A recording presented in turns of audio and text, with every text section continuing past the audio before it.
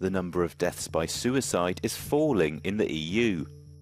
In 2021, there were about 47,000 deaths due to suicide in the bloc, according to Eurostat. The figure represents 0.9% of all deaths reported that year.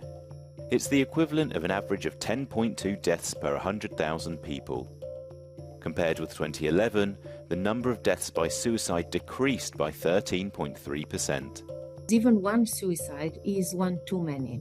So the fact that we have had a decrease of suicide rate by 13% in the EU, and of course a slower decrease on suicide in the rest of the world, however, means one thing and one thing only, that we should not celebrate, but we should take the lessons.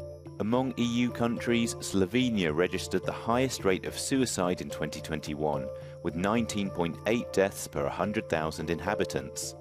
It's followed by Lithuania and Hungary. At the opposite end of the scale, Cyprus recorded the lowest standardized death rates for suicide, with 2.7 deaths per 100,000 inhabitants. It's just ahead of Greece and Italy.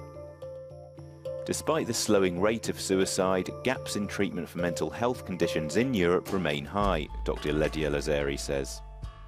Yet, beyond health professionals, other stakeholders must be involved in suicide prevention, she claims.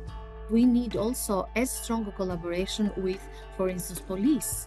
We need as strong a collaboration as with justice and prisons, because a good number of suicides are taking place in institutions like prisons, for instance.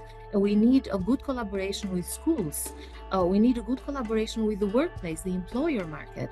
In 2021, the World Health Organization published Live Life, an implementation guide for suicide prevention in countries. It lists strategies that have proven to be effective in preventing suicide. The first one is limiting access to the means of carrying out suicide, including guns, pesticides, and bridges.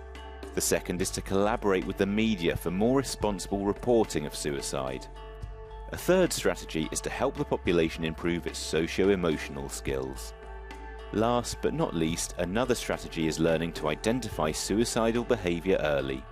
Never be shy of talking about suicide with a person that you think is contemplating to complete a suicide. And in that way, you gain time and you are probably saving a life just because you are talking about their biggest challenge and you're giving them a chance to take it out of themselves.